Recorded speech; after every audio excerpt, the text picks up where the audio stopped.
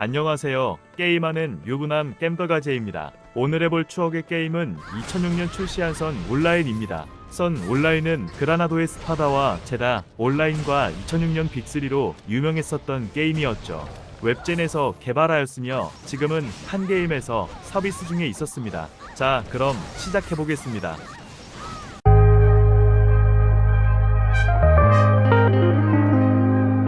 선온라인은 현재 한 개의 서버를 운영 중에 있었으며 한 개 서버에 두 개의 채널로 나뉘어져 있었습니다. 예전 오픈 베타 때 했었던 캐릭이 아직 남아있었네요. 삭제가 안 된 게 신기하네요.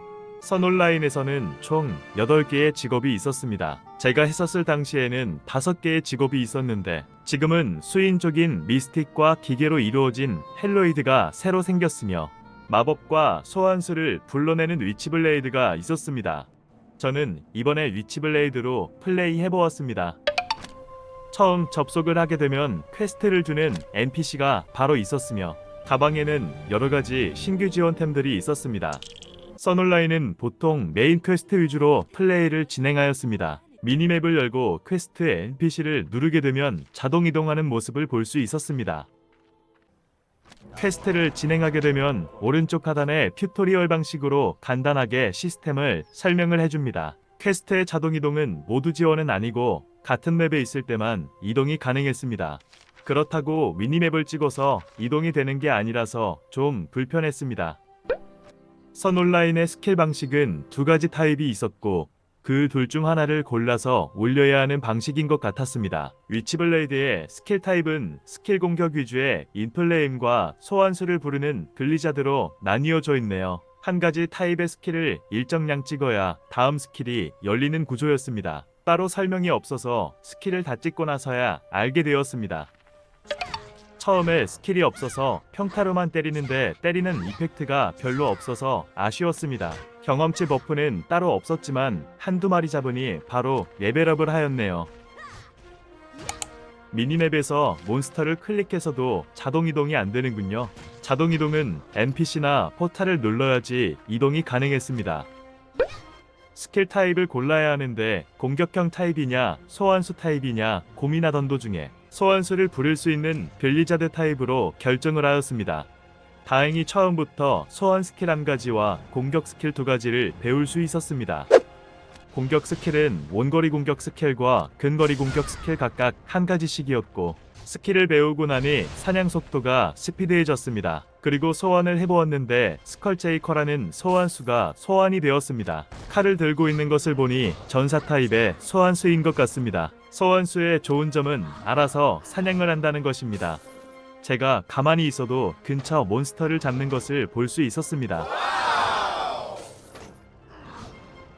사냥을 하다 보면 저렇게 보라색 아이템들이 드랍이 되었는데 왠지 좋은 아이템 같아 보여 설레이기도 했지만 단지 수집 아이템이었습니다. 나중에는 귀찮아서 죽지도 않게 되는 아이템이었습니다. 안 죽는 이유가 선온라인은 잡템들이 많다 보니 가방이 생각보다 부족했습니다. 그리고 가방 정리하는 기능도 없어서 잡템들 정리가 조금 불편해서 나중에는 잡템들도 잘 안 죽게 되네요. 퀘스트를 몇 개를 하다 보니 레벨 10이 되었습니다. 선온라인은 신규 보상으로 10레벨마다 그 레벨에 맞는 장비란 아이템들을 지원해 주었습니다. 강화된 장비를 주다 보니 키우는 동안 장비 걱정 없이 편하게 레벨업을 하였습니다.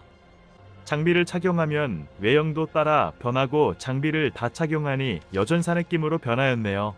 외형 변하는 건 마음에 들었습니다. 또 한 가지 특징은 커스텀 패시브라고 해서 패시브 스킬을 제 취향에 맞게 선택해서 사용할 수가 있었습니다. 보통 딜러 타입과 안전한 탱커 타입을 고를 수가 있고 이 스킬들은 착용하고 있으면 레벨이 높아졌습니다. 스킬만 레벨이 몇인지는 모르겠지만 추후에는 상황에 따라 바꿔가며 사용하면 전략적인 전투가 가능해 보였습니다. 퀘스트를 하다가 마을에 와서 보니 버프를 주는 수정 기둥이 있었습니다. 버프는 일반 버프와 PC방 버프가 있었고 PC방 버프는 일반 버프의 성능과 시간이 2배였습니다. 그리고 마을에는 몇몇의 유저분들이 계셨는데 다들 잠수이신 것 같았습니다. 역시 고전 게임의 특징답게 장비들이 다들 번쩍번쩍하며 화려합니다. 퀘스트를 진행을 하다 보면 미션 퀘스트를 받게 되는데 이건 필드 퀘스트가 아니고 특정 인던을 돌아 완료하는 퀘스트였습니다. 선 온라인에는 수많은 인던이 존재하였습니다. 관련 인던을 만들어 파티원을 꾸려서 가야 하는데 인원이 없어 혼자 진행해 보았습니다. 지급해준 장비 덕분인지 몬스터의 난이도는 높지 않았습니다. 그리고 인던에 들어오면 맵에 숫자가 표시가 되었고 순서대로 들리면서 진행을 하게 되면 완료할 수 있었습니다. 이런 안내가 없었으면 클리어하는데 애 좀 먹었을 것 같았습니다. 보스를 잡게 되면 각 파티원의 전투 기어들을 보여주며 경험치와 타임을 얻고 미션 보상을 얻게 됩니다. 다음 인던은 야수들의 숲이라는 던전이었습니다. 초반 던전인데도 맵이 생각보다 넓었습니다. 여기 나오는 몬스터들을 모두 안 잡아도 되는 걸 알게 돼서 목표 지점까지 몹을 무시하고 달려갔습니다. 선 온라인은 몬스터만 막 잡는 게 아니고 이런 사물을 이용해 몹을 소환하는 방식들이 많았는데 이런 부분은 생각보다 재미있는 것 같았습니다. 기존에는 여러 명이 때려야 잡는 걸 혼자서 잡다 보니 느낌이 새롭네요. 이렇게 미션을 돌아서 얻는 퀘스트 보상이 좋다 보니 퀘스트 하나당 1렙업씩 하게 됩니다. 하지만 미션 도는 게 생각보다 길어서 혼자서 돌면 지루한 부분이 있었습니다. 제 기준으로는 미션 퀘스트가 보상이 좋긴 하지만 메인 필드클 위주로 하는 것이 랩업도 빠르고 좋았습니다. 보스를 잡게 되면 이런 장비 상자를 얻게 됩니다. 여기서는 여러 직업의 고강 장비가 나오는데 가끔 보급 장비보다 좋은 것이 나오기는 하지만 굳이 안 바꿔도 플레이에 지장이 없다 보니 모두 상점행이었습니다. 그리고 다른 직업군도 나오고 상자채로는 판매 안 되고 굳이 다 오픈하고 팔아야 해서 귀찮은 부분도 있어서 나중에는 장비 상자도 죽지 않게 되었습니다. 레벨업을 할 때마다 스탯 포인트를 5개씩 주는데 위치블레이드 공략을 찾질 못해 힘 민첩 체력을 골고루 올렸습니다. 마을에서 또 다른 버프 기둥을 발견했네요. 하임을 주고 버프를 받는 것인데 버프 한 개 30분에 100만 하임이었습니다. 풀버프를 하게 되면 1400만 하임이네요. 지금의 저는 버프 한 개도 받을 엄두가 안 났습니다. 퀘스트를 진행하다 대도시 텔레인으로 오게 되었는데 도시가 엄청 넓었습니다. 얼마나 넓었으면 점프 포탈이라는 것을 만들어 두어 마을에서 이동을 쉽게 해두었네요. 저는 점프 포탈 시스템을 뒤늦게 알아서 몇 번 이용 못하고 열심히 뛰어댕겼었습니다. 여기 마을에는 각 직업별로 동상이 있었습니다. 무슨 업적으로 세워두었는지는 모르겠지만 특정 유저의 장비를 그대로 입혀두었는지 가지각색이었습니다. 여기 동상에 올라갈 정도면 노력을 많이 했을 텐데 엄청 뿌듯할 것 같네요. 그리고 접속 시간에 따라 접속 포인트를 주는데 포인트로 보상을 받을 수 있었습니다. 저도 게임만 할 때 켜두어서 30점을 모을 수 있었는데 30개의 보상을 랜덤으로 얻을 수 있었습니다. 즉시 물약과 각종 강화 재료를 얻을 수 있어서 많은 분들이 캐릭을 마을에 켜두는 것일 수도 있겠네요. 특정 레벨이 되면 마부브랜든이라는 퀘스트를 받을 수 있었는데 벨트엔이라는 마을에 NPC를 찾아가면 탈 것을 얻을 수 있었습니다. 퀘스트를 진행하다 보면 이동거리가 멀어서 귀찮았는데 그나마 탈 것을 줘서 다행이네요. 흑마를 골랐는데 튼튼하게 생겨서 마음에 듭니다. 속도는 엄청 빠르진 않은 것 같습니다. 그래도 확실히 탈 것을 타니 이동하는 시간이 많이 단축되는 것 같습니다. 이제 어느 정도 랩업을 하고 공격 스킬들을 몇 개 더 배우니 사냥 속도가 많이 빨라졌습니다. 소환수의 전투력도 생각보다 좋아서 사냥은 쉽게 되었습니다. 이제 슬슬 몬스터들에게 데미지가 들어오기 시작해서 가끔씩 이렇게 끔살을 당하기 시작했습니다. 하지만 다행히 부활템이 있어서 바로 제자리 부활로 진행을 하였습니다.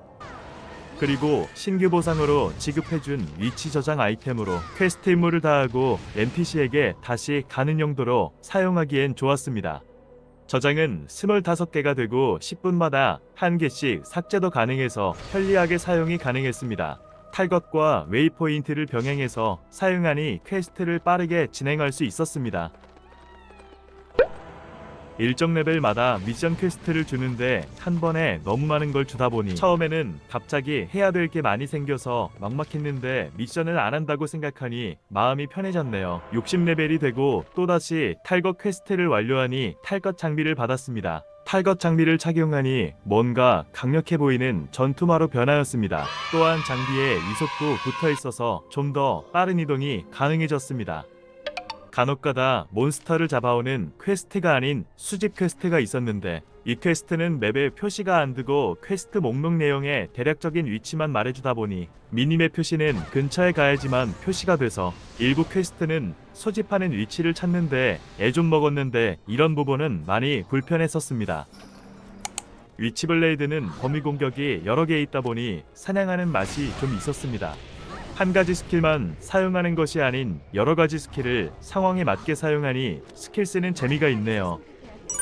이후에 또다시 탈것 퀘스트가 있어서 완료를 했더니 탈것 장비를 얻었습니다. 이번 장비는 전에 얻었던 것보다 좀 더 멋이 있고 이속 옵션도 더 높았습니다. 외형이 엄청 강력해 보이는 전투마가 되었네요.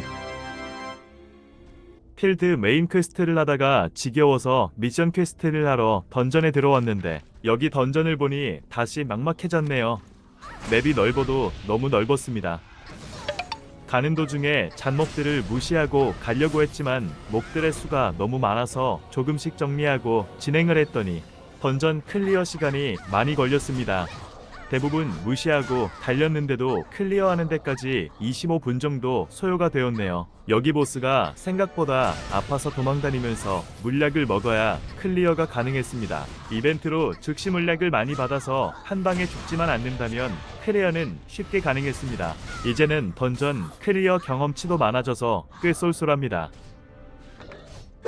마지막 미션 퀘스트의 보상 경험치가 기존 경험치의 2.5배 정도 되네요. 저 정도 경험치면 레벨업을 하고도 남을 경험치라 바로 도전해보았습니다.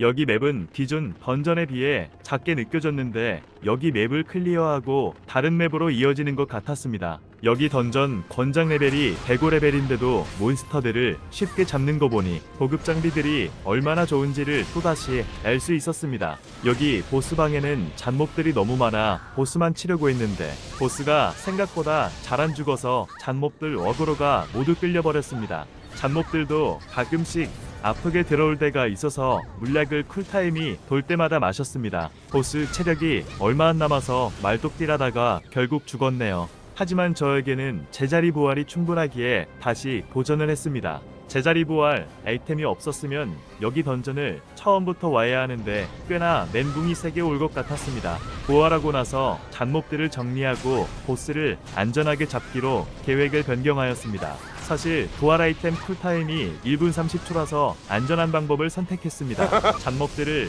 어느 정도 정리하고 나니 손쉽게 보스를 잡을 수 있었습니다. 여기 미션 첫 보상 경험치가 후덜덜하네요. 1900만 경험치라니 89레벨에서 바로 92레벨로 올랐습니다. 90레벨 보상 상자에서는 무기와 방어구를 지급해 주었습니다. 방어구는 매번 주는 게 아니고 홀수 레벨 때 주는 것 같았습니다. 던전을 돌고 받은 경험치와 퀘스트 경험치를 합하니 2400만이라는 어마어마한 경험치를 받게 되었네요. 80레벨 이후 저주받은 탑을 입장할 수 있었고 속성별로 시련이 있었습니다. 방을 만들기 위해서는 각 속성의 열쇠가 필요했는데 어디서 먹었는지 불의 열쇠 한 개가 있었습니다.